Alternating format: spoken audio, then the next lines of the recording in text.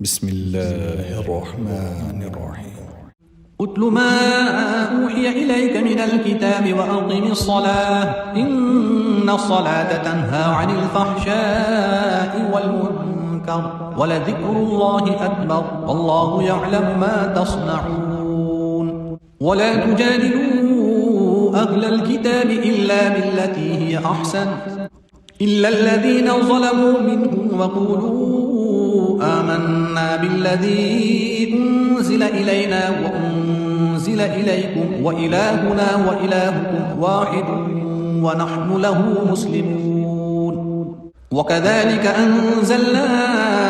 إليك الكتاب فالذين آتيناهم الكتاب يؤمنون به ومن هؤلاء من يؤمن به وما يجحد بآياتنا إلا الكافرون.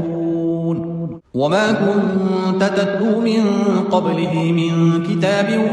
ولا تخطه بيمينك إذا لارتاب المبطلون بل هو آيات بينات في صدور الذين أوتوا العلم وما يجحد بآياتنا إلا الظالمون. وقالوا لولا أنزل عليه آيات من ربه قل إنما الآيات عند الله وإنما أنا نذير مبين. أولم يكفهم أنا أنزلنا عليك الكتاب يتلى عليهم إن في ذلك لرحمة وذكرى لقوم يؤمنون. قل كفى بالله بيني وبينكم شهيدا يعلم ما في السماوات والأرض والذين آمنوا بالباطل وكفروا بالله أولئك هم الخاسرون. ويستعجلونك بالعذاب ولولا أجل مسمى لجاءهم العذاب وليأتينهم بغتة وهم لا يشكرون. يستعجلونك بالعذاب وإن جهنم لمحيطة بالكافرين يوم يغشاهم العذاب من فوقهم ومن تحت أرجلهم ويقول ذوقوا ما كنتم تعملون. يا عبادي الذين آمنوا إن أرضي واسعة فإياي فاعبدون. كل نفس ذائقة الموت ثم إلينا ترجعون. والذين آمنوا وعملوا الصالحات لنبوئنهم من الجنة غرفا تجري من تحتها الأنهار خالدين فيها نعم أجر العاملين الذين صبروا وعلى ربهم يتوكلون. وكأي من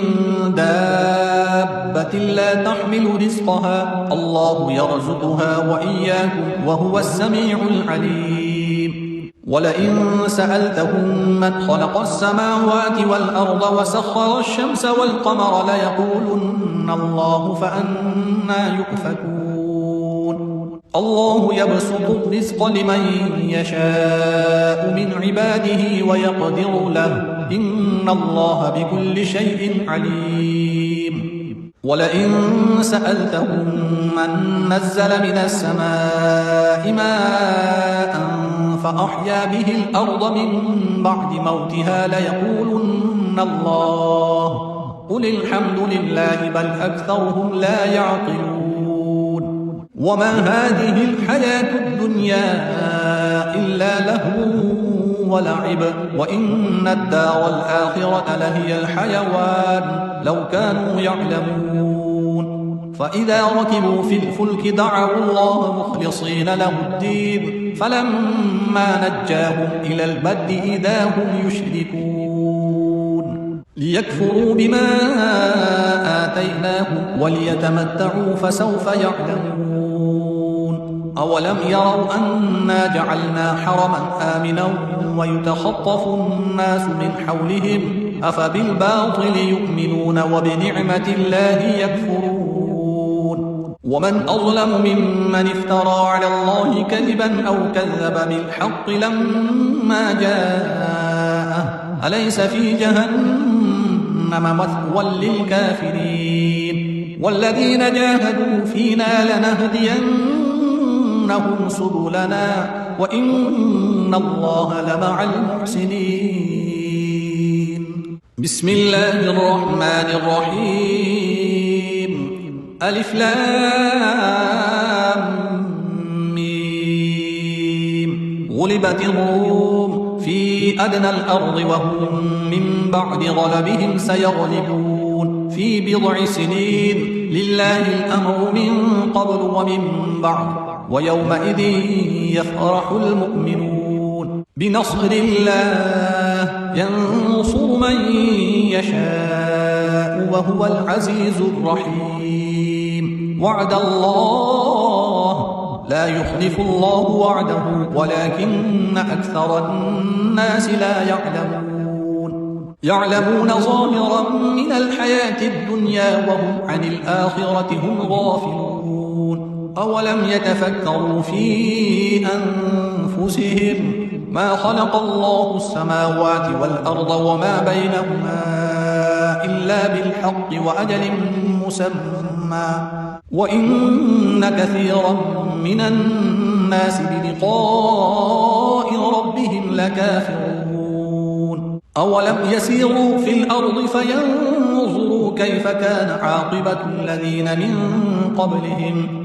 كانوا أشد منهم قوة وأثاروا الأرض وعمروها أكثر مما عمروها وجاءتهم رسلهم بالبينات فما كان الله ليظلمهم ولكن كانوا أنفسهم يظلمون. ثم كان عاقبة الذين أساءوا السوء أن كذبوا بآيات الله وكانوا بها يستهزئون. الله يبدأ الخلق ثم يعيده ثم إليه ترجعون. ويوم تقوم الساعة يبلس المجرمون ولم يكن لهم من شركائهم شفعاء وكانوا بشركائهم كافرين. ويوم تقوم الساعة يومئذ يتفرقون فأما الذين آمنوا وعملوا الصالحات فهم في روضة يحبرون. وأما الذين كفروا وكذبوا بآياتنا ولقاء الآخرة فأولئك في العذاب محضرون. فسبحان الله حين تمسون وحين تصبحون وله الحمد في السماوات والأرض وعشيا وحين تظهرون. يخرج الحي من الميت ويخرج الميت من الحي ويحيي الأرض بعد موتها وكذلك تخرجون. ومن آياته أن خلقكم من تراب ثم إذا أنتم بشر تنتشرون. ومن آياته أن خلق لكم من أنفسكم أزواجا لتسكنوا إليها وجعل بينكم مودة ورحمة إن في ذلك لآيات لقوم يتفكرون. ومن آياته خلق السماوات والأرض واختلاف ألسنتكم وألوانكم إن في ذلك لآيات للعالمين.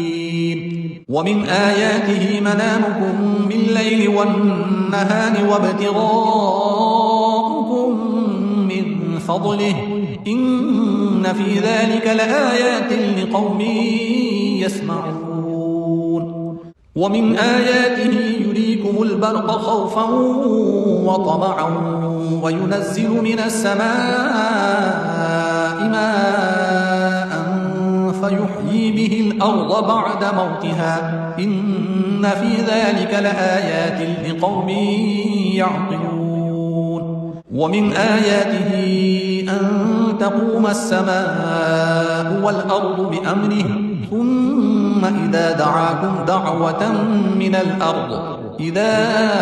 أنتم تخرجون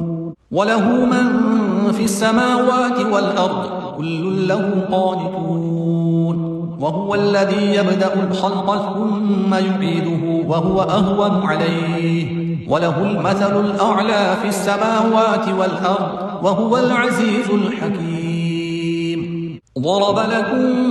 مثلا من أنفسكم هل لكم مما ملكت أيمانكم من شركاء فيما رزقناكم فأنتم فيه سواء تخافونهم كخيفتكم أنفسكم كذلك نفصل الآيات لقوم يعقلون بل اتبع الذين ظلموا أهواءهم بغير علم فمن يهدي من أضل الله وما لهم من ناصرين فأقم وجهك للدين حنيفا فطرة الله التي فطر الناس عليها لا تبديل لخلق الله ذلك الدين القيم ولكن أكثر الناس لا يعلمون منيبين إليه واتقوه وأقيموا الصلاة ولا تكونوا من المشركين من الذين فرقوا دينهم وكانوا شيعا كل حزب بما لديهم فرحون وإذا مس الناس ضر دعوا ربهم منيبين إليه ثم إذا أذاقهم منه رحمة إذا فريق منهم بربهم يشركون ليكفروا بما آتيناهم فتمتعوا فسوف تعلمون أم أنزلنا عليهم سلطانا فهو يتكلم بما كانوا به يشركون وإذا أذقنا الناس رحمة فرحوا بها وإن تصبهم سيئة بما قدمت أيديهم إذا هم يقنطون أولم يروا أن الله يبسط الرزق لمن يشاء ويقدر إن في ذلك لآيات لقوم يؤمنون فآت ذا القربى حقه والمسكين وابن السبيل ذلك خير للذين يريدون وجه الله وأولئك هم المفلحون وما آتيتم من ربا ليربو في أموال الناس فلا يربو عند الله وما آتيتم من زكاة تريدون وجه الله فأولئك هم المضعفون الله الذي خلقكم ثم رزقكم ثم يميتكم ثم يحييكم هل من شركائكم من يفعل من ذلكم من شيء سبحانه وتعالى عما يشركون ظهر الفساد في البر والبحر بما كسبت أيدي الناس ليذيقهم بعض الذي عملوا لعلهم يرجعون قل سيروا في الأرض فانظروا كيف كان عاقبة الذين من قبل كان أكثرهم مشركين فأقم وجهك للدين القيم من قبل أن يأتي يوم لا مرد له من الله يومئذ يصدعون من كفر فعليه كفره ومن عمل صالحا فلأنفسهم يمهدون ليجزي الذين آمنوا وعملوا الصالحات من فضله إنه لا يحب الكافرين ومن آياته أن يرسل الرياح مبشرات وليذيقكم من رحمته ولتجري الفلك بأمره ولتبتغوا من فضله ولعلكم تشكرون ولقد أرسلنا من قبلك رسلا إلى قومهم فجاءوهم بالبينات فانتقمنا من الذين أجرموا وكان حقا علينا نصر المؤمنين الله الذي يرسل الرياح فتثير سحابا فيبسطه في السماء كيف يشاء ويجعله كسفا فترى الودق يخرج من خلاله فإذا أصاب به من يشاء من عباده إذا هم يستبشرون وإن كانوا من قبل أن ينزل عليهم من قبله لمبلسين فانظر إلى آثار رحمة الله كيف يحيي الأرض بعد موتها إن ذلك لمحيي الموتى وهو على كل شيء قدير ولئن أرسلنا ريحا فرأوه مصفرا لظلوا من بعده يكفرون فإنك لا تسمع الموتى ولا تسمع الصم الدعاء إذا ولوا مدبرين وما أنت بهاد العمي عن ضلالتهم إن تسمع إلا من يؤمن بآياتنا فهم مسلمون الله الذي خلقكم من ضعف ثم جعل من بعد ضعف قوة ثم جعل من بعد قوة ضعفا وشيبة يخلق ما يشاء وهو العليم القدير ويوم تقوم الساعة يقسم المجرمون ما لبثوا غير ساعة كذلك كانوا يؤفكون وقال الذين أوتوا العلم والإيمان لقد لبثتم في كتاب الله إلى يوم البعث فهذا يوم البعث ولكنكم كنتم لا تعلمون فيومئذ لا ينفع الذين ظلموا معذرتهم ولا هم يستعتبون ولقد ضربنا للناس في هذا القرآن من كل مثل ولئن جئتهم بآية ليقولن الذين كفروا إن أنتم إلا مبطلون كذلك يطبع الله على قلوب الذين لا يعلمون فاصبر إن وعد الله حق ولا يستخفنك الذين لا يوقنون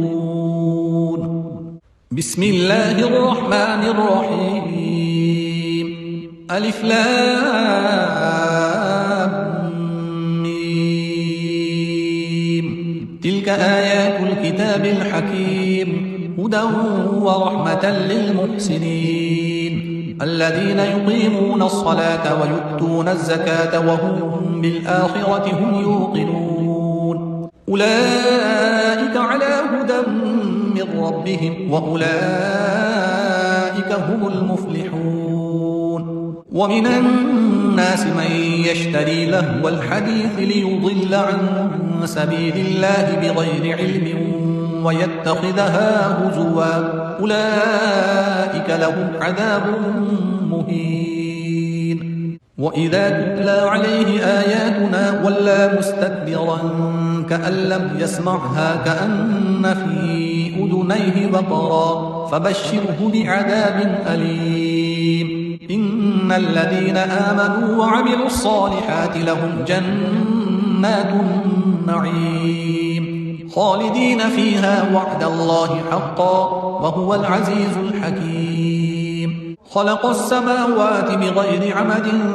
ترونها وألقى في الأرض رواسي أن تميد بكم وبث فيها من كل دابة وأنزلنا من السماء ماء فأنبتنا فيها من كل زوج كريم هذا خلق الله فأروني ماذا خلق الذين من دونه بل الظالمون في ضلال مبين ولقد آتينا لقمان الحكمة أن اشكر لله ومن يشكر فإنما يشكر لنفسه ومن كفر فإن الله غني حميد وإذ قال لقمان لابنه وهو يعظه يا بني لا تشرك بالله إن الشرك لظلم عظيم ووصينا الإنسان بوالديه حملته أمه وهنا على وهن وفصاله في عامين أن اشكر لي ولوالديك إلي المصير وإن جاهداك على أن تشرك بي ما ليس لك به علم فلا تطعهما وصاحبهما في الدنيا معروفا واتبع سبيل من أناب إلي ثم إلي مرجعكم فأنبئكم بما كنتم تعملون يا بني إنها إن تك مثقال حبة من خردل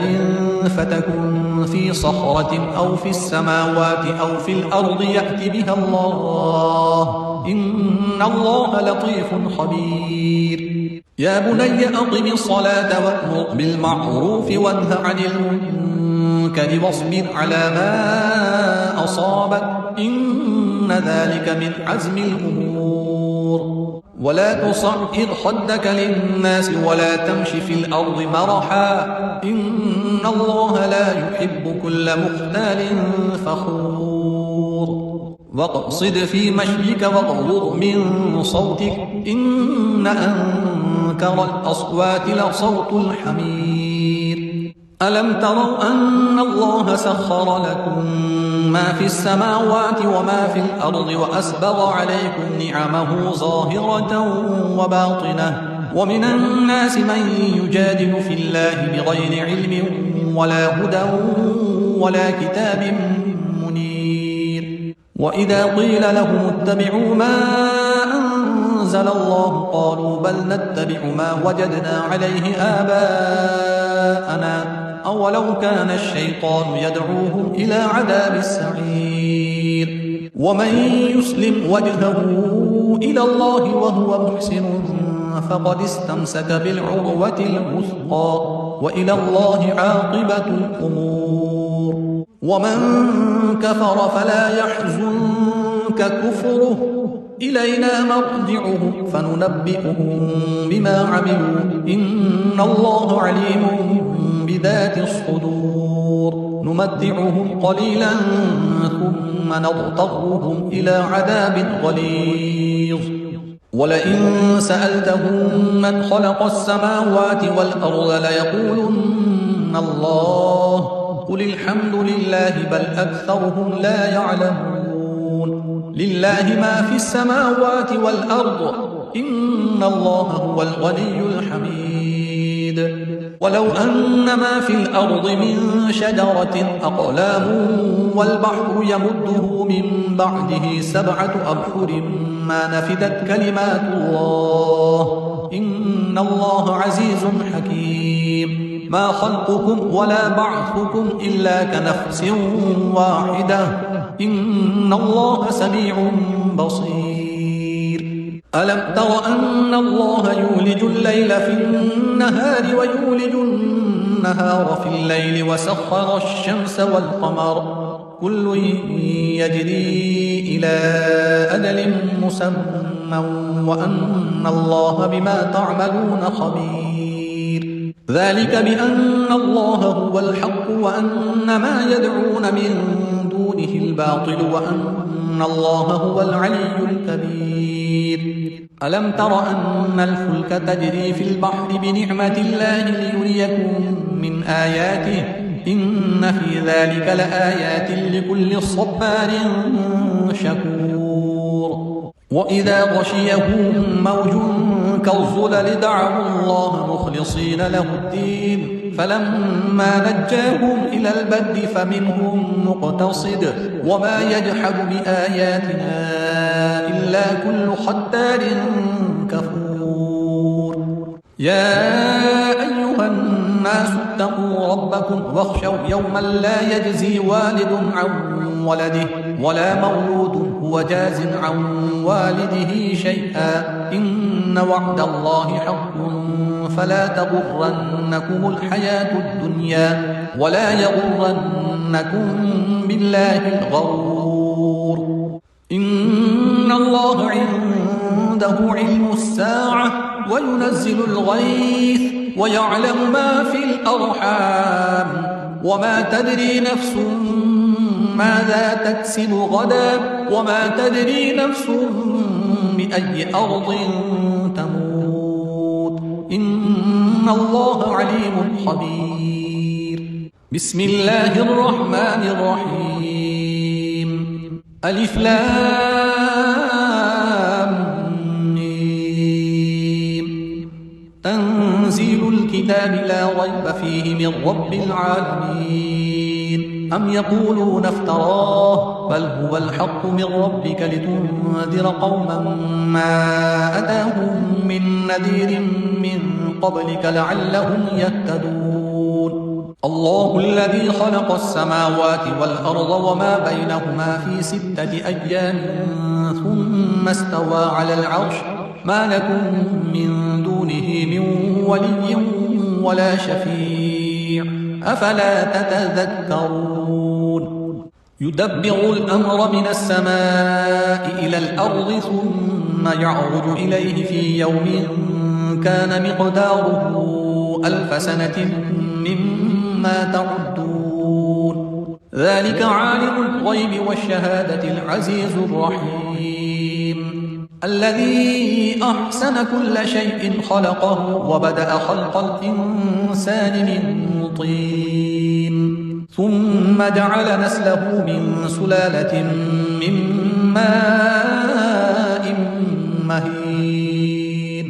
ثم سواه ونفخ فيه من روحه وجعل لكم السمع والأبصار والأفئدة قليلا ما تشكرون.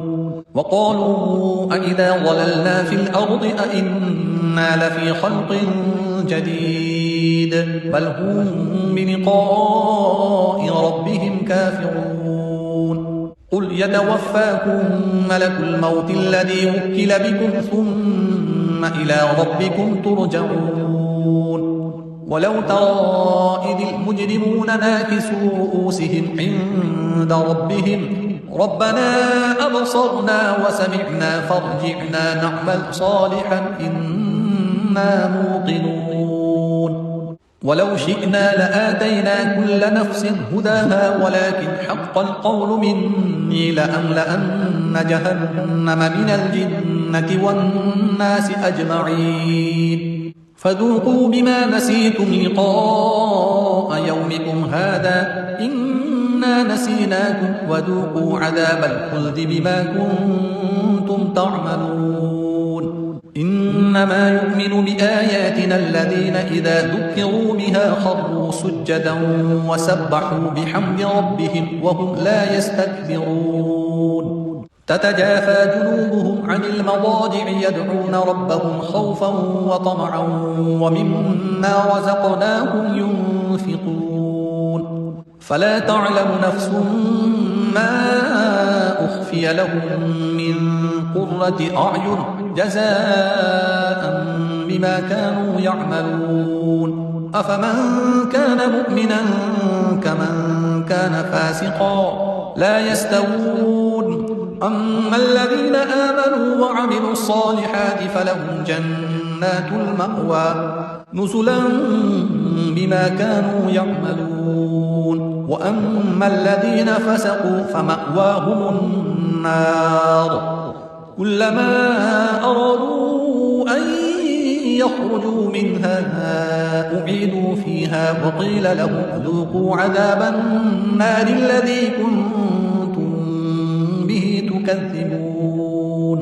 ولنذيقنهم من العذاب الأدنى دون العذاب الأكبر لعلهم يرجعون. ومن أظلم ممن ذكر بآيات ربه ثم أعرض عنها إنا من المجرمين منتقمون. ولقد آتينا موسى الكتاب فلا تكن في مرية من لقائه وجعلناه هدى لبني إسرائيل. وجعلنا منهم أئمة يهدون بأمرنا لما صبروا وكانوا بآياتنا يوقنون. إن ربك ربك هو يفصل بينهم يوم القيامة فيما كانوا فيه يختلفون أولم يهد لهم كم أهلكنا من قبلهم من القرون يمشون في مساكنهم إن في ذلك لآيات أفلا يسمعون أولم يروا أنا نسوق الماء إلى الأرض الجرز فنخرج به زرعا تأكل منه أنعامهم وأنفسهم أفلا يبصرون ويقولون متى هذا الفتح إن كنتم صادقين قل يوم الفتح لا ينفع الذين كفروا إيمانهم ولا هم ينظرون فأعرض عنهم وانتظر إنهم منتظرون بسم الله الرحمن الرحيم يا أيها النبي اتق الله ولا تطع الكافرين والمنافقين إن الله كان عليما حكيما واتبع ما يوحى إليك من ربك إن الله كان بما تعملون خبيرا وتوكل على الله وكفى بالله وكيلا ما جعل الله لرجل من قلبين في جوفه وما جعل أزواجكم اللائي تظاهرون منهن أمهاتكم وما جعل أدعياءكم أبناءكم ذلكم قولكم بأفواهكم والله يقول الحق وهو يهدي السبيل ادعوهم لآبائهم هو أقسط عند الله فإن لم تعلموا آباءهم فإخوانكم في الدين ومواليكم وليس عليكم جناح فيما أخطأتم به ولكن ما تعمدت قلوبكم وكان الله غفورا رحيما النبي أولى بالمؤمنين من أنفسهم وأزواجه أمهاتهم وأولو الأرحام بعضهم أولى ببعض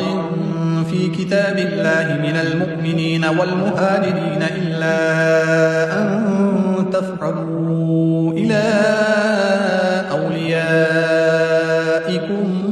معروفا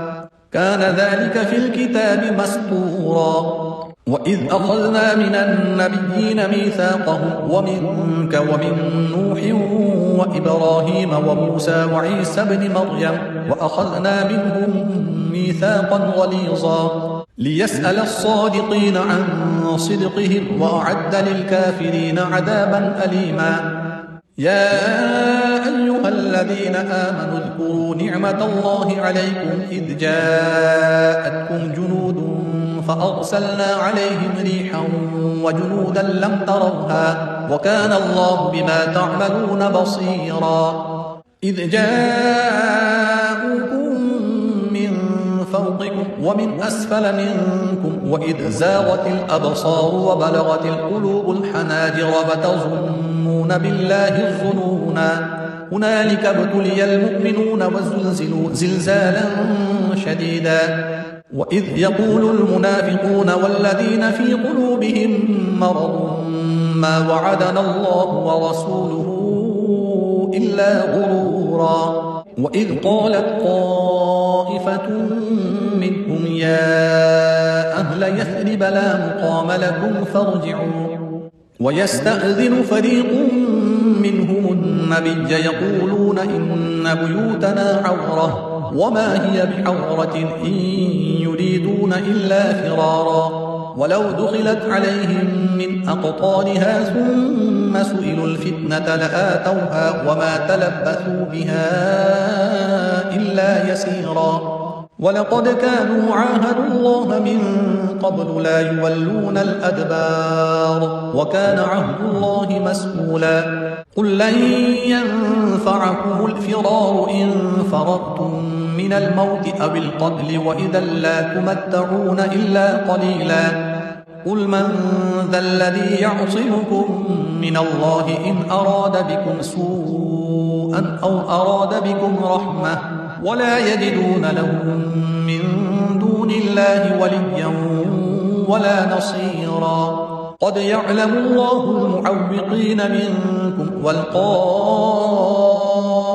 لإخوانهم هلم إلينا ولا يأتون البأس إلا قليلا أشحة عليكم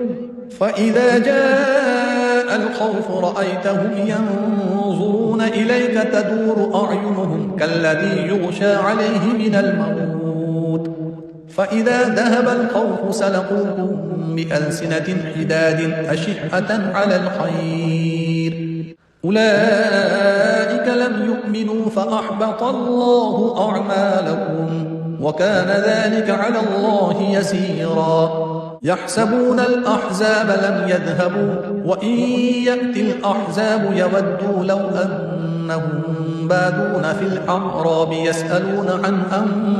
أنبائكم ولو كانوا فيكم ما قاتلوا إلا قليلا لقد كان لكم في رسول الله أسوة حسنة لمن كان يرجو الله واليوم الآخر وذكر الله كثيرا ولما رأى المؤمنون الأحزاب قالوا هذا ما وعدنا الله ورسوله وصدق الله ورسوله وما زادهم إلا إيمانا وتسليما من المؤمنين رجال صدقوا ما عاهدوا الله عليه فمنهم من قضى نحبه ومنهم من ينتظر وما بدلوا تبديلا ليجزي الله الصادقين بصدقهم ويعذب المنافقين إن شاء أو يتوب عليهم إن الله كان غفورا رحيما ورد الله الذين كفروا بغيظهم لم ينالوا خيرا وكفى الله المؤمنين القتال وكان الله قويا عزيزا وأنزل الذين ظاهروهم من أهل الكتاب من صياصيهم وقذف في قلوبهم الرعب فريقا تقتلون وتأسرون فريقا وأورثكم أرضهم وديارهم وأموالهم وأرضا لم تطئوها وكان الله على كل شيء قديرا يا أيها النبي قل لأزواجك إن كنتن تردن الحياة الدنيا وزينتها فتعالين أمتعكن وأسرحكن سراحا جميلا وإن كنتن تردن الله ورسوله والدار الآخرة فإن الله أعد للمحسنات منكن أجرا عظيما يا نساء النبي من يأت منكن بفاحشة مبينة يضاعف لها العذاب ضعفين وكان ذلك على الله يسيرا